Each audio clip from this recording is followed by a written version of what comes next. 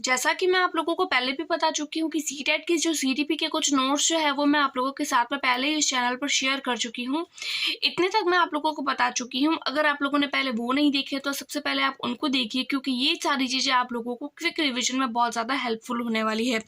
आज का हमारा जो टॉपिक होने वाला है वो होने वाला है टूल्स ऑफ असेसमेंट। देखिए, ये जो टॉपिक है बहुत ज़्यादा इंपॉर्टेंट है, क्योंकि इस टॉपिक में से हर साल क्वेश्चन जो है वो 100% पूछा ही जाता है। तो हमारा जो टॉपिक है वो है tools of assessment. Tools of assessment का मतलब है आकलन के तरीके, यानी कि बच्चा जो है उसमें हम किस तरीके से आकलन कर सकते हैं बच्चे का। तो देखिए, सबसे पहला हमारा जो आता है वो चेकलिस्ट।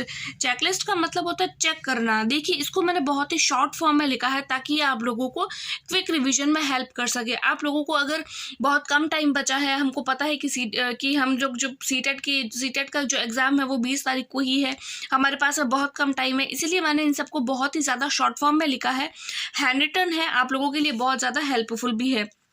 तो आप लोग खुद अपनी नोटबुक में इन सबको नोट कर लीजिए एज अ क्विक रिवीजन।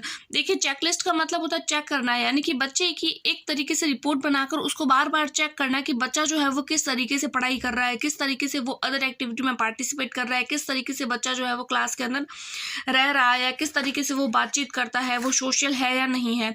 हर बात बच्चे की चेक करना।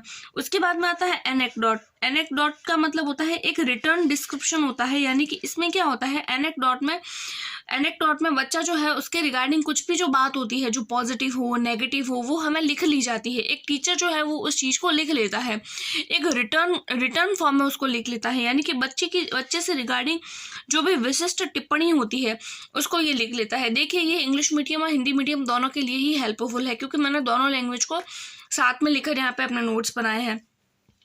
देखिए, चेकलिस्ट जो होता है उसमें केवल और केवल देखकर ही बच्चे के असेसमेंट किया जाता है, और एनेक्डोट रिपोर्ट जो होता है उसके अंदर रिटर्न डिस्क्रिप्शन किया जाता है, यानी कि एक बच्चा जो है वो उसके कुछ भी ऐसी जो पॉजिटिव और नेगेटिव रिपोर्ट जो है उसको एक रिटर्न तरीके से लिख लिया जाता है। अगला आता है पोर्टफोलियो। देखिए, पोर्टफोलियो से रिगार्डिंग बहुत ही ज़्यादा क्वेश्चन पूछे जाते हैं, तो ये तीनों तो बहुत ही ज़्यादा इंपॉर्टेंट है, इसको आप बहुत अच्छे तरीके से पढ़िएगा।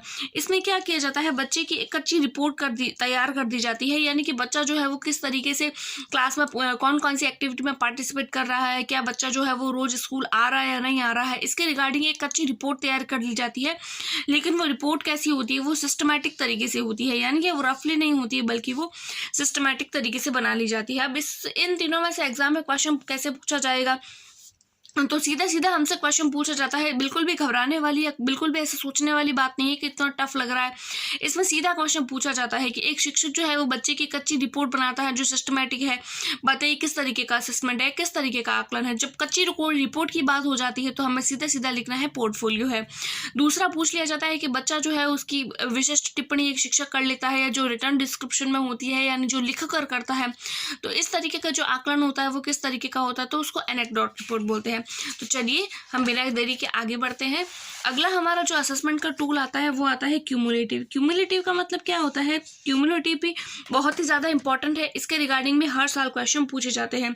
इसमें क्या किया जाता है, बच्चे की एक एक एक्टिविटी का रिपोर्ट रखी जाती है, यानी कि बच्चा जो है वो संगीत में पार्टिसिपेट कर रहा है, किसी भी कॉम्पिटिशन में पार्टिसिपेट कर रहा है, पढ़ाई में वो किस तरीके का है, अदर एक्टिविटी में पार्टिसिपेट कर रहा है या नहीं, यानी बच्चा जो है वो बच्चे की एक एक एक्टिविटी का जब रिकॉर्ड रखा जाता है तो उसको क्यूमुलेटिव बोला जाता है। अगला हमारा जो आता है वो ऑब्जर्वेशन होता है, यानी क्लास के अंदर बच्चा जो है वो किस तरीके की हरकतें जो है वो करता है, बच्चा क्लास में ध्यान देता है या नहीं देता है, टाइम पे आता है या नहीं आता है, किस तरीके की यूनिफॉर्म पहन के आता है, बच्चे को हम किस तरीके से जो है वो ट्रीट करता है, बच्चा किस तरीके से हमसे बात करता है, अपने पीयर्स के साथ में वो किस तरीके से रहता है। तो हम खुद बच्चे को ऑब्जर्व करते हैं तो उसको ऑब्जर्वेशन बोला जाता है। अगला आता है क्वेश्चंस, यानी कि हम खुद बच्चे से क्वेश्चन पूछ के और उसका असेसमेंट कर लेते हैं कि उसको किस तरीके का जो है वो नॉलेज है, किस तरीके से उसको सब बातें स्कूल में समझ आ रही है नहीं आ रही है, तो उसको हम क्वेश्चन मेथड बोलते हैं। देखिए, टूल से रिगार्डिंग इतने ही क्वेश्चन हम लोगों से पूछे जाते हैं, आगे इससे रिगार्डिंग क्वेश्चन जो है वो हम लोगों से नहीं पूछे जाते। अगर मैं सीटेट की बात करूं, ये वो टॉपिक है जो मैक्सिमम टाइम पूछे जाते हैं। उसके बाद में हमारा अगला टॉपिक आता है वो आता है बीएस ब्लूम की थ्योरी। देखिए, बीएस ब्लूम से रिगार्डिंग कई बार क्वेश्चन पूछा जाता है। इन्होंने अपनी जो थ्योरी थी वो कब दी थी, तो उन्होंने अपनी थ्योरी जो है वो 56 में दे दी थी, यानी 1956 में दी थी। देखिए बीएस ब्लूम जो है उन्होंने 3 तरीके की अपने जो है वो थ्योरी के अंदर जो है वो बातें बताई है। सबसे पहली जो स्टेज है वो होती है कॉग्निटिव, दूसरी होती है अफेक्टिव और तीसरी आती है साइकोमोटर। जैसे कि हम इन तीनों के बारे में पढ़ेंगे, तीनों के ही जो है वो उसको डिटेल जो है वो मैं आप लोगों को सिर्फ और सिर्फ शॉर्ट फॉर्म में ही सिर्फ इन शब्दों के माध्यम से ही मैं इसकी पूरी डिटेल आप लोगों को समझाने वाली हूँ। देखिए जैसा कि हम लोगों को पता है कि कॉग्निटिव का मतलब ही बौद्धिक होता है, यानी बुद्धि से रिगार्डिंग जो भी बात आती है और पूछ लिया जाता है कि ये कौन सी बीएस ब्लूम की जो थ्योरी है उसके कौन से जो स्टेज में आती है, तो हमें पता होना चाहिए कि कॉग्निटिव में है। देखिए अगर कोई भी बात जो है वो बौद्धिक बुद्धि से रिगार्डिंग हो, ज्ञान से रिगार्डिंग हो या संज्ञान पर आधारित अगर कोई भी बात पूछ ली जाती है तो वो हमें सीधा सीधा पता होना चाहिए कि वो कॉग्निटिव से रिगार्डिंग है। दूसरा हमारे पास में आता है एफेक्टिव का मतलब होता है संवेगों से रिगार्डिंग। संवेग का मतलब होता है भावनाओं पर आधारित जो भी होता है, जैसे हंसना, रोना, उदास होना या फिर भावनाओं से रिगार्डिंग जो भी बात होती है, ईर्ष्या करना, घृणा करना, तो वो किस तरीके की बीएस ब्लूम के कौन से स्टेज पर आ जाती है, तो वो आती है एफेक्टिव में। तीसरा हमारा जो होता है वो होता है साइकोमोटर। साइकोमोटर किसके रिगार्डिंग होता है, तो देखिए साइकोमोटर होता है क्रियात्मक का मतलब होता है बच्चा जो है वो किस तरीके से काम कर रहा है, किस तरीके से बच्चा जो है वो एक्टिव है, वो किस तरीके की गति कर रहा है। गति पर आधारित या क्रियाओं पर आधारित जो भी क्वेश्चन जो है हम लोगों से एग्जाम में पूछ लिया जाता है और पूछ लिया जाए कि बीएस ब्लूम की थ्योरी के अनुसार कौन सी ये स्टेज आएगी, कौन सी एक जो है वो पार्ट इसका होने वाला है।